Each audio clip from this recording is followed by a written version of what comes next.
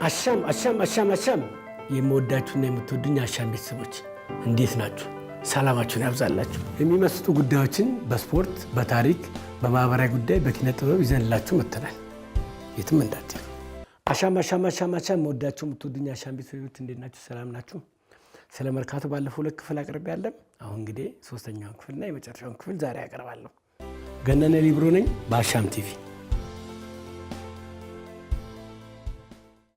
በነገራችን ላይ መላኩ አሻግሬ እኮ ቲያትር ያሳዩ ነበር። መላኩ አሻግሬ እኮ በጣም የሚያስገርም ሰው እኮ ነው። ቲያትርን አዳራሽ አይጠብቃትም እሱ። ቲያትርን እንግዲህ ሰው ላይመቸው ይችላል አዳራሽ ሄዶ ምናምን ነገር እና እዚያ ስለምዶ ነው አዳራሽ የሚያመጣው። አንዴ ግን ተያዘ መርካቶ ቲያትር ሲያሳይ ጥግ ቦታ ላይ ሰዎች ተሰብስበው ያው የሚከፍሉትን ከፍሉ ገመድ አለ እዛ ጋር ቲያትር ያሳየ። ግን ትንሽ ወደ መንግስቱ ነው ይወስዳል ነገሩ ተብሎ ተያዘ። ግን ያው ምን ማርገው እንትን አደረጉት። ኧረ ጭቅጭቅ ተነስቶ ነውና ቲያትርም ይታያል መርካቶ። ቅድም ካልኳችሁ ከሲኒማ ራስ ውጪ እነ መላኩ አሻግሬ ሰውን እንትን አድርገው ሆቴል ውስጥም ያሳዩ ነበር። መርካቶ ባለው ሆቴል ውስጥም ያሳዩ ነበር። ግን ያው መላኩ አሻግሬ መንገድ ላይ ሜዳ ላይ ያሳይቷል እኮ። እሱ እኮ ዛፍ ስር ጥላ ስር እኮ ቲያትር ያሳየ ሰው እኮ ነው። ቲያትርን ኢትዮጵያ ሰው እንዲወድ ያደረገው እኮ ትልቅ እኮ አርቲስት ነው መላኩ አሻግሬ ማለት ነው። በጣም በዚህ በጣም ሊደነቅ የሚገባው ነው። ሙዚቀኞች እኮ አሉ መርካቶ። ታዲያስ እነ አብዱኪያር፣ እነ ጎሳዬ፣ እነ ታደለ ሌሎችም እኮ አሉ መርካቶ አካባቢ ብዙ ከዛ ያወጡ። መርካቶ ታዲያስ አብዱኪያር መርካቶ ሰፈሬ ብሏል እኮ። ታዲያስ ሁሉን ነገር እኮ ገልጾታል እዛ። መርካቶ ሳታበላ ሳታጠጣ ሳታበላ በቃ አቅፋ የምትደግፈው መርካቶ ነች። በነገራችን ላይ ከሱ በፊት አዲስ አበባ በሚለው ጌታቸው አዲስ አበባ በሚለው ውስጥ መርካቶን የሚገልጽበት መንገድ አለ። መርካቶን የሚገልጽበት ነገር አለ። እነ ጎስሽ እነ ታደለ ወርባ። በነገራችን ላይ ታደለ ወርባ እኮ ዝንጀሮ ነበረው። ጦጣቱን ዝንጀሮ ነበረችው። ታዲያ ሳብረቱን የሚያደርገው ታስራለች እኮ ዝንጀሮ። በስርቆት ይሁን በፖለቲካ ይሁን በአደጋ ድር ሳይሆን አይታወቅም። ግን ፖሊስ ጣቢያ ታስራለች። ታደለ በምን እንደታሰረ ታደለን ጠይቁት። እዛ መርካቶ ማለት ነው። እና መርካቶ በጣም የታወቁ ዘፋኞች አሉ። ከመርካቶ ወጥ ደግሞ መርካቶ አገሪቱን በሙሉ ያደመቁ ናቸው ዘፋኞች። ሙዚቃ ቤቶችስ የሉም? ሙዚቃ ቤት መርካቶ ዋናዎቹ መርካቶ አይደለም ያለው ሙዚቃ ቤት። የኢትዮጵያ ሙዚቀኞች እኮ ሀብታም ያደርጉ። የኢትዮጵያ ሙዚቀኞች እኮ ጥበባቸውን እንትን አድርገው እኮ ለመላው ዓለም ለመላው ኢትዮጵያ እኮ ያደረሱ እኮ የመርካቶ ሙዚቃ ቤቶች ናቸው። ታዲያስ አምባሰል ሙዚቃ ቤት አቶ ፈቃዱ አሬ እነ ጥላሁን ገሰሰ በጣም ያማራ። እንግዲህ ያው አውቶቡስ ተራ ነው እንዳትሉት። ደግሞ አውቶቡስ ተራ እኮ ድንበር ላይ መርካቶ እንትን ነው ያው ከትምህርት ቤቱ ጎን ማለት ነው።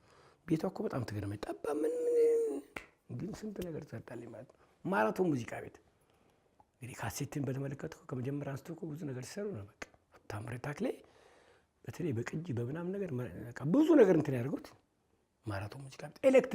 ኤሌክትራ ሙዚቃ ቤት እና አስቴር አወቀ እና ኤፍሬም ታምሩ እና አረጋይን በነገሱ ጊዜ እኮ ኤሌክትራ ሙዚቃ ቤት ነበር። በቃ አሁን እኮ እንትኑ የለም እዛ አካባቢ ምን ሙዚቃ ነበረ እንዴ ምናምን የሚባል ነገር በጣም የታወቁ በቃ እነ ኤሌክትራ ሙዚቃ ቤት ማለት ነው። እነ ሳንዲያጎ ሙዚቃ ቤት፣ ኢትዮ ሙዚቃ ቤት፣ ዋሊያ ሙዚቃ ቤት እነኚህ እኮ እነ መልካሙ ተበጀን ስንት ሙዚቀኞችን እኮ ለትልቅ ደረጃ ያበቁት ማለት ነው። እነኛም ሙዚቃዎች እኮ በመለያ አገሪቱ እኮ ያከፋፈሉት እነኚህ ናቸው። ያውም እኮ ዘፋኝ አምጥተው ዘፋኙ ብቻ አይደለም ገጣሚ አምጥተው ዜማ ራሳቸው እንትን አድርገው ከፍለው ዘፋኙን በደንብ ገርተው ለትልቅ እንትን ያበቁት እነኚህ ሙዚቃ ቤት ናቸው። የመርካቶ ሙዚቃ ቤቶች ናቸው በጣም እንትን ያደረጉት ማለት ነውና በዚህ በጣም የታወቁ ናቸው መርካቶ ውስጥ ማለት ነውና እነኚህ ሙዚቃ ቤቶች አሁን ያው ጊዜውም ራሱ እንትን ስለሌለ የሉም በሚለው ነገር ብንይዘው ጥሩ ነው ብዙዎቹ ማለት ነው። አህያ ታዲያስ ዶንኪ መርካቶን ቀጥ አድርጎ ያዘ እሱ አይደለም እንዴ? በቃ ከጥንት ጀምሮ ይውጣ እስከተባለበት ድረስ ያው በተለይ ያው እህል በረንዳ እዛ በነበረበት ሰዓት ጠቅላላ እህል የሚያመጡት እነሱ ናቸው። መኪና የለ ምናምን የለ እኮ አይነ ጊዜ አህያ እኮ ነው ሰስረመት። አሁንም ድረስ እህል በረንዳ አህያ ትልቅ አገልግሎት አለው። እቃውን በሙሉ እቃ ከየቦታው እኮ እቃ ሰብስቦ የሚያመጣው መርካቶ። እንደገና ደግሞ ለገዢው ደግሞ ይዞ የሚሄዱት እነሱ ናቸው። በነገራችን የትም ቦታ 50 ሳንቲም ነበር ያኔ በቃ ባህያ አስጭኖ ሄዳ ሸቀጣሸቀጥ ነው እዚህ የምታዩት ሸቀጣሸቀጥ በሙሉ ጭኖ ይወጣል። የነጋዴውን ደግሞ ጠዋት ያስገባል ማለት ነው። እና አህያ ትልቅ አገልግሎት ነው የሰጠው እዛ አካባቢ። እንደው ያው በኋላ ሴት አህያ በሙሉ እንዳይገባ ተባለ። ወንዱ በቃ ነሆለለው እነሷን እያየ አይጫን ምን አይል በቃ ዝም ብሎ ማለት ባለ ከንቲባ ሚስት ናቸው አሉ መርካቶን ሲሰው በቃ ወንዱ ሴቷን አህያ ተሰብስበው ሰው ሁሉ እዛ ቆሞ ይመለከታል። ምን አይነት ነገር ሴት እንዳገባ አተላ ምናምን ነገር ያመላልሳሉ።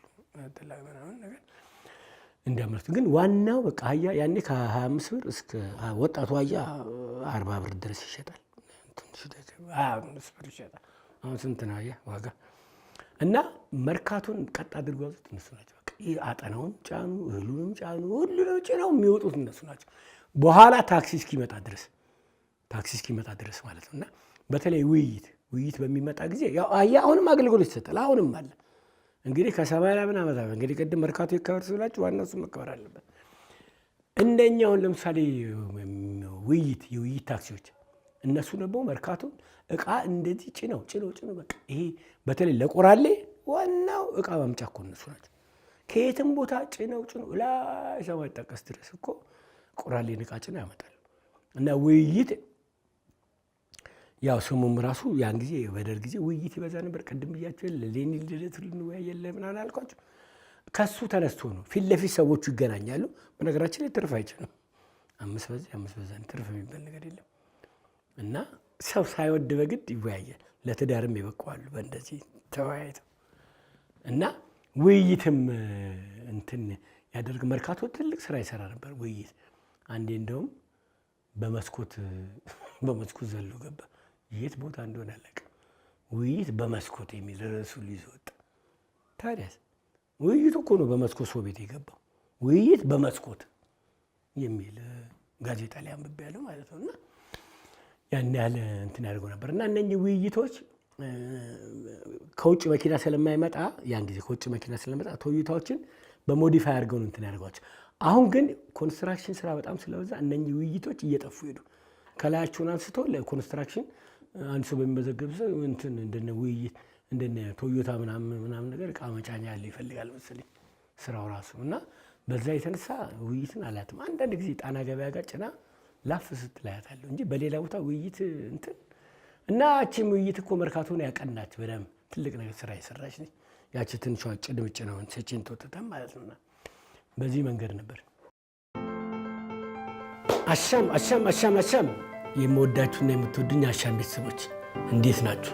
ሰላማችሁን ያብዛላችሁ። የሚመስጡ ጉዳዮችን በስፖርት፣ በታሪክ፣ በማህበራዊ ጉዳይ፣ በኪነ ጥበብ ይዘንላችሁ መጥተናል። የትም እንዳትሄዱ። በላይ ዘለቀ ታዲያስ በላይ ዘለቀ ጀግናው በላይ ዘለቀ ለአንድ ቀን እኮ መርካቶን አዘግቶላል። አንድ ቀን በታሪክ መርካቶ ስራ ያልሰራው ቀን ያው እሑድ አንዳንድ ቀን ያው የታወቀ ነው። እሑድ ሰው አይኖርም። እንደውም አንድ ቻይና የመጣና ከሰኞ እስከ ቅዳሜ በቃ መርካቶ ሲሰራ ምናምን ነገር እሑድ ሲመጣ እንዴ ሰዎቹ የት ሄደዋል? ሁሉም መርካቶ ምናምን የለም። ግን በስራ ቀን በላይ ዘለቀ የተሰቀለው መርካቶ አንደኛ በጣም ተፈርቷል። ንጉሱን ፈርተውታል። በጣም ብዙ ደጋፊዎች አሉት በላይ ዘለቀ። ያው እኮ በጀግንነት በጣም የታወቀ ነው። እንግዲህ ያው እሱ ከንጉሱ ጋር ጥሩ አይደለም የታወቀ ነው። አባትየው እንግዲህ የልጅ ኢያሱ አንጋች ነበሩ። የጃንሆይ ደጋፊዎች ናቸው የገደሏቸው። እሱ ደግሞ የአባቱን ገዳይ እናቱን ተናገር ሄዶ የአባቱን ገዳይ በጣም ኃይል አሰባስቦ ሊገል ሲመጣ ጣሊያን ገባ። በዛው ከጣሊያን ጋር ሲወጋ አርበኛ ሆነ። ከዛ በኋላ እንግዲህ ያው ሸፍቷል ተብሎ እኮ ነው እንዲህ ያስተባለ። ያው እሱ ደግሞ ንጉሱ ላይ በጣም ያመጻል። እንደውም እንሹም ብለው ሲጠሩት አሉ እኔ እናቴ አንዴ በላይ ብላኛለች። ታደስ እንደዚህ እኮ ነው በላይ ብላኛለች። በላይ ማለት ነው እንግዲህ እና በዛ መንገድ ነበርና ያው ተይዞ በቃ ሊይዙ ሲመጡ ወታደሮች ምናምን ነገር ሱማ ተራራ ወደ 21 ቀን ይተዋጉት ሱማ የሚባል ተራራ። ከዛ በኋላ ያው ንጉሱ ይቅርታ አድርገውልሃል እንትን ሁሉ ተነስተዋል ወደ ስራ ተመልሰው ወደ ምናምን ሲሉት ሽፈራው አትሂድ አለው። ተው በላይ አረ መንግስት እኮ ነው ይቅርታ አድርጎልና ምናምን ልክ እንደወረደ በካቴና አስሮ ነው አምጥተው እንትን ያደርጉት እስር ቤት ያስገቡት። ተሰቀለ ቢሉ ጠመንጃው ነኝ ብዬ ተሰቀለ ቢሉ ሽጉጡ ነው ብዬ ለካ በላይ ኖራ ትልቁ ሰው እየተባለ ተዘፈነ እኮ ተዘፈነ። ታዲያ ከበላይ ዘለቀ ከተሰቀለው ሽፈራው ይሻላል አትሂድ ያለው ተብሏል በግጥም በደንብ በዘፈን። እኔ ግን ከበላይ ዘለቀ ከተሰቀለው ሽፈራው ይሻላል አትሂድ ያለው ሽፈራው ይሻላል እነሱ ከበላይ ዘለቀ ከተሰቀለው ሽፈራው ይሻላል ሶማ ይቀረው አሉ። እኔ ነኝ ሽፈራው ይሻላል አትሂድ ያለው ያልኩት፣ እናንተም ሌላ ማለት ትችላላችሁ። እና እዚህ መጥቶ ከእስር ቤት አመለጠ ተብሎ በቃ ሊሰቀል አሁን አስፋ ሁሴን ያለበት ሆቴል ላይ ነው የተሰቀለው። አስፋ ሁሴን ያን ያህል አልተሰራም። እንዳለ መርካቶን እንዳለ ዝግ ተደርጎ ነው እንግዲህ ጎጃም በረንዳ ምናምን የሚባለው በቃ የበላይ በጣም ብዙ ደጋፊዎች አሉት። ስለዚህ እነሱ አደጋ አድርሶ መንግስት ላይ እንትን ያደርጋሉ ተብሎ መርካቶ አንድ ሰው እንዳይገባ ተደረገ። ሬሳው ቆይቶ ነው ወርደው ከሰዓትም ተዘጋ መርካቶ ማለት ነው። በዚህ መንገድ ነበር እንግዲህ በላይ ዘለቀ ሲሰቀል እንዳለ መርካቶ እንትን አድርጎ ነው። በነገራችን ላይ የሰቀሉት መንግስቱ ነዋይ ናቸው። መቶ አለቃ ነበር ያኔ መንግስቱ ነዋይ፣ መቶ አለቃ መንግስቱ ነዋይ ነውና ሲሰቀል በላይ አንገቱ ላይ በደንብ ስላልገባ ብዙ መወራጨ ብዙ ነገር ችግር ተፈጥሯል። በደንብ ሲጣል አደረገ እና መንግስቱ ነዋይ እንግዲህ እሳቸውም ደግሞ ተክለ ሃይማኖት የተሰቀሉ በጊዜያቸው ማለት ነው በ53 መፈንቅለ መንግስት ጊዜ እና ለሚሰቅላቸው በደንብ አስገባልኝ። ያኔ በላይ ሲሰቀል ገመዱ ላይ ስተት ነበረ በደንብ እንትን አላለም እና በደንብ እንትን ስላላደረገ መንግስቱ ነዋይም አስተካክልልን ብለውታል የሚል ነገር አለና እንግዲህ መርካቶ እንግዲህ በብዙ ነገር አወራናል። መርካቶ ምን ቀረን? መርካቶ ውስጥ ብዙ ተራዎቹንም አየን፣ ምኑንም አየን፣ ብዙ እንትን አየን። ሀጂ አብደላ የታወቁ የመርካቶ ነጋዴ ናቸው እና እሳቸው የመናይ ናቸው። የመንም መርካቶም ንብረት አላቸው፣ ትልልቅ ንብረት ማለት ነው። እና በአንድ ጊዜ ነው እዛም ሶሻሊዝም ሆነ እዚህም ሶሻሊዝም ሆነ ነጩና ጥቁሩ ሶሻሊዝም ንብረት የኖረሰዋሉ። ነጭና ጥቁሩ ሶሻሊዝም እንግዲህ እኛ መንግስቱ ኃይለማርያም ተወር ይላሉ፣ እኛ ደግሞ እዛ ያሉት የምን ያሉት እንግዲህ ነጣ ይላሉ። ነጭና ጥቁሩ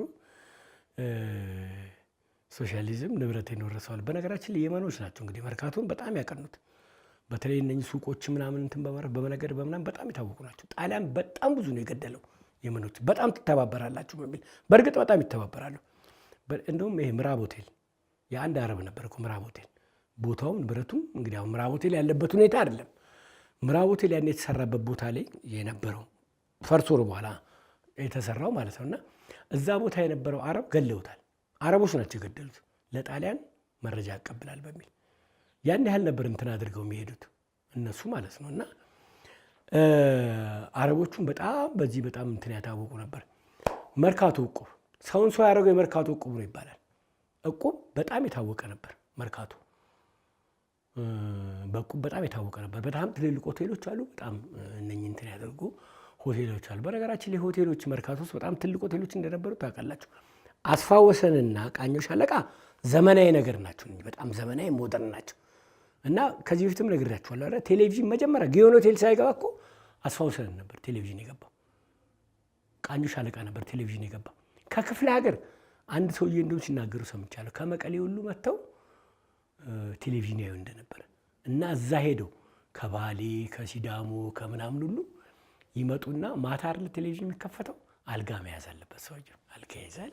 ከዛ ቴሌቪዥን ያህል ጃንሆይ አጭር ናቸው እንደዚህ ጃንሆይ በጣም አይቷቸው አያውቅማ ጃንሆይን ጌሳ ወይኔ መምጣቱ በጣም እዛ እሱ ህዝብ ግንኙነት በለው ወደ ሀገሩ ሲመለስ እንዲሁ ነው። ቴሌቪዥን እንደዚህ ነው፣ ቴሌቪዥን እንደዚህ ነው የሚጨማምሩን ተጨማምሮ በጣም እንትን የሚደረግ ነበር። እነኚህ በጣም ሁለቱ የታወቁ ሆቴሎች ነበርና ቴሌቪዥን ቀድሞ ያስገቡ ናቸው ከትልልቅ ሆቴሎች።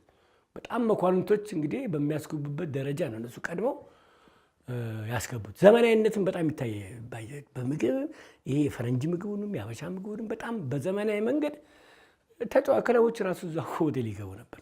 ሁለት ሆቴል በጣም የታወቁ ነው። ነፃነት ጎ ሆቴል እሱም ደግሞ በጣም የታወቀ ሆቴል ነው። ታደሰ ግሮሰሪ የሚባል አለ ሲዳሞ ተራ።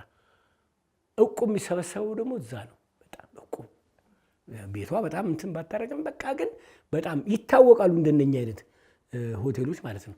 ዋንዛ ሆቴል ታውቃላችኋል። ዋንዛ ሆቴል ሳገባት አትቀረው። በጣም ከፍ ያለ ቦታ አለ ዋንዛ ሆቴል ማለት ነው። ልደት ካፌ ደግሞ አዳራሽ ውስጥ በጣም የታወቀ ነው። መዲና ሆቴል ታዲያስ በሙስሊም የሙስሊም ምግብ ቤት ነው፣ ግን የታወቀ ነው። በክትፎ በጥብስ ምናምን መዲናን የሚያህል የለም። በቃ ሁሉም ሰው መዲና ሄዶ ክትፎን ብልት ያደርጋና በጣም የታወቁ ናቸው። ማርስ ሆቴል እሱ ዘመናዊ ነው። በአንዱ ልኮ አለ እሱ ማርስ በጣም ዘመናዊ ነው። በሩም አገባቡ በጣም እንትን የሚያደርግ ከፋ ሆቴልም ደግሞ በጣም የታወቀ ነው። እና ሌሎች እንግዲህ በጣም ትልልቅ ሆቴሎች ነበሩ። እናንተ በጣም ትጨምሩበታላችሁ ማለት ነው። ጠጅ ቤቶች ጠጅ ቤት እኮ መርካቶ በተለይ እነኚህ ቁብጣ ምናምን ነገር በማጫወት በጣም ጠጅ ቤቶቹ በጣም የታወቁ ናቸው። ከጠጅ ቤቶች ሁሉ ትልቁ ጎንደር ጠጅ ቤት ነው። የእነ ኃይሌ ካሴ ነው። ጎንደር ጠጅ ቤት በጣም ሰፊ ነው። ስጋ ቤቶች አሉ ውስጡ ራሱ ስጋ ቤቶች ምናምን አለ። በቃ ምግብ ምናምን ነገር አለ። እና አንድ ጊዜ አንድ ጓደኛዬ ነው እዛ እየጠጅ ሊት ገብተው ማለት ነው። አሁን አንዱ አሰልጣኝ ነው፣ ስሙን ባልጠራም የታወቀ ነው። ሰውየው ተሪፓ ምናምን አዞ ቁጭ ብላልና ፍራንክ የላቸውም ምን ያን አንዳንድ ብር ያዝ እና አንዷ ክፍል ነው ሰውየው እየበላ ያው በባላችን እንብላ ሲል ብድግ ብሎ ሄዱ። ሁለት ናቸው እና ላፍ ከለሱ ሰውየው በቃችሁ ሲል እንዴት ይበቃናል ብለው ትግል ተያይዘው ከነትሪ መሬት ወደቁ። ያኛው ከዛው ሰውየው ትሪውን ይዟል። እነኛ እንትን ምግቡን አድርገው ቦታቸው ተመለሱ። ቀጂው ሲመጣ ቦታው ተረባብሿል። ልክ አይደለም ነገሩና ያያቸዋል። ሰውየውንም እንዳይናገር ፈርቷቸዋል።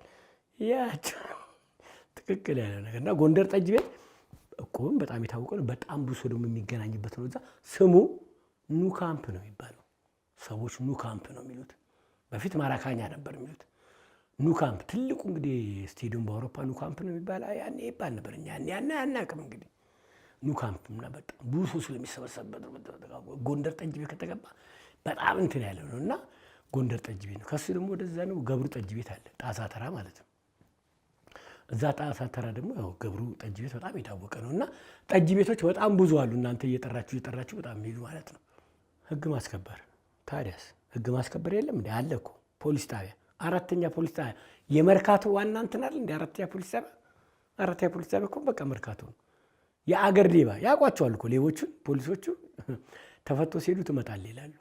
አንዳንዴ ተይዞ ሲመጡ መጣ አይደለ ሳምንት ቆያለህ ብዬ ነበር። በሶስተኛው ቀን መጣ ጋቢ። እዛ በነገራችን ላይ እዛ እኮ ምግብ የሚያቀርበው ሀሰን የሚባል ሰውዬ ነው። ሀሰን ደያስ ነው የሚባለው። እንደዛ ነው እንግዲህ። እና ምግብ የታወቀ ምግብ አቅራቢ ነበር ለአራተኛ ፖሊስ ጣቢያ። ሌላ ፖሊስ ጣቢያ ያቅርብ አላውቅም፣ ግን ሀሰን ደያስ ነበር እዛ የሚያቀርበው ማለት ነው። እዛ አራተኛ ፖሊስ ጣቢያ እኮ ሂሩት በቀለ ታስራለች ሲባል ስሟ ነው የታሰረው፣ እሱ አልታሰረችም። ባለፈው ከጋይ ተስፋዬ ጋር ከፋዘር ጋር ስናወራ ጠልፈው ወስደው ከጦር ሰራዊት ነው። የጦር ሰራዊት ዘፋኝ አይደለች? ጦር ሰራዊት እኮ አዘጋጅቷ ዘመን መለወጫ ሙዚቃ ግጥም ሁሉ ልብስ ሁሉ ተዘጋጅቶለት እኮ እነ ጋይ ተስፋዬ እኮ ፈጥኖ ደራሽ ፖሊሶችን እኮ ላፍ አድርገው ይሩትን ከቤት እርግጥ እናቷ ደንቀ ነበር። ምንም ችግር የለም ተብሎ አራተኛ ፖሊስ ጣቢያ ላይ አስመዝግበውታል በወንጀል። እና ከታዋቂ ሰዎች ሂሩት በቀለ ስሟ አለ፣ ግን አልታሰረችም። ኮልፌ ነው ወስደው ያስቀመጧት ደብቀው። ያኔ እኮ የሙዚቃ በቃ ውድድሩ በጣም ትልቅ ነበር፣ ትልቅ ውድድር የሚካሄድበት ነበር። ለጥበብ እንደዚህ ይደረጋል። እና ወስደዋት ነው እንትን ያደርጓት። እና አራተኛ ፖሊስ ጣቢያ ካሳ ያራጌ የቡና አሰልጣኛው ታዲያስ ታስሯል እኮ እዛ። ለጓደኛው ሲል ቡና ቤት ተዋቀሱ። ፖሊሶች መጡ። እንዳትነጉን አሉ። ያው እንግዲህ የሚሊተሪ አባል ነኝ ወታደር አባል ነን ብለው ኦኬ ወታደር እንትን ኮራችሁ ህግ ታውቃላችሁ ብሎ እልፍ ብሎ በዛ በጫካ ሜዳ ምናምን ሲወጡ ተይዘው ከዛ መጥተው ነው እንደውም አንድ ስውር ጓደኛው ስውር ፖሊስ የሚባለው አለ። በቃ በጣም ስለተናደደ ካሳይሱን አንዴ በቴስታ ነቅንቆት የልጁ ጥርስ ሁሉ እዚህ ገብቶ አራተኛ ፖሊስ ጣቢያ ታስሮ እንትኖችም አስቸገር ለካቦች እንደገባ ጠቅላላ በትንጁበት ተረጋግጧችሁ ደግሞ የማን ነው ምናምን መጣ ተብሎ ጠዋት እንትን ተብሎ እንዴ አንተ ነህ እንዴ ምናምን ተብሎ ከዛ ተፈቶ አሸናፊ በጋቸው እሱም እዛ ትንሽ ገብቷል። እሱ እንኳን ከካሳይ ጋር አብረው ነው። አንድ ፖሊስ ጋር ተጣልተው ያው ያኛው ሲያመልጥ ይሄኛውን ይዘውት መጡ ፖሊስ ጣቢያ ማለት ነው።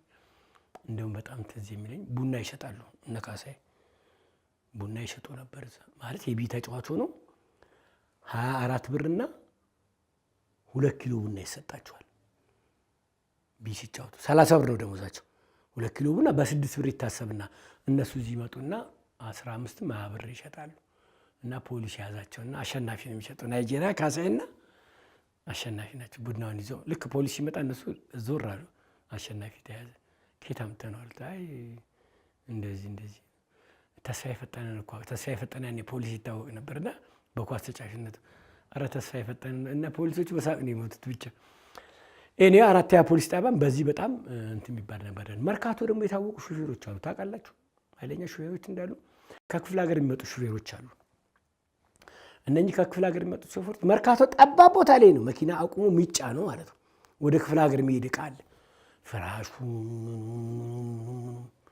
ሚጫናል እነኛ ሹፌሮች ስለማይችሉ እዛ ጋር አሉ ሹፌሮች ለነሱ ይሰጣቸዋል ገንዘብ ይከፈላቸዋል እነሱ ቦታውን ስለሚያውቁ በደንብ አስተካክሉ እነኚህ እኮ ደና መንገድ ላይ እኮ መንዳት ላይችሉ ይችላል ግን በእንዲህ አይነት ቦታ ላይ መርካቶ ወዛይ በጠበበ ቦታ ላይ በቃ እንትን አድርጎ እቃውን እንትን አድርጎ እቃውናቸው ከዛ አውጥተው ይሰጡታል ሹፌሩ ይሄም ይከፈላቸዋል ማለት ነው መርካቶ እርሱ ደግሞ አውጭና አውራጅ የሚባለው ይሄን ሁሉ እቃ የሚጭኑ የሚያወርዱ እዛ የቀን ሰራተኞች አሉ እነሱም የመርካቶ አንድ አካል ሆኖ መርካቶ ያደረጉ ያን እቃ ባይጭን ማን ጭኖ ነበር የሚወስደውና ያላቸው ጉልበት አይደለምና እስከ እንግዲህ ረጅም ዓመት ድረስ ነው በጣም እንትን አድርገው ሲሲሮ ነው እንግዲህ በጥቅሉ መርካቶ አይተናል የጎደለ ብዙ ነገር አለ አቃለሁ ያላልኩት ብዙ ነገር አለ እናንተ በሉት እንግዲህ ስለ መርካቶ ከብዙ በጥቂቱ ነው የጨለፍኩት በጥቂቱ ይሄን ብያለሁ እና በሶስት ክፍል ያቀረበው ፕሮግራም ይመስላል ፕሮግራሜ እዚህ ላይ ይተካለላል ፕሮግራሙን ያቀርቡላችሁ ገነነ መኩሪያ ነኝ በእንግሊዘኛም በአማርኛም ስሜም እንደዛ ነው እንግዲህ ዛሬ ፕሮግራሜ ይመስላል መልካም ጊዜ ይሁንላችሁ ሳምንት እንገናኛለን ደህና ሁኑ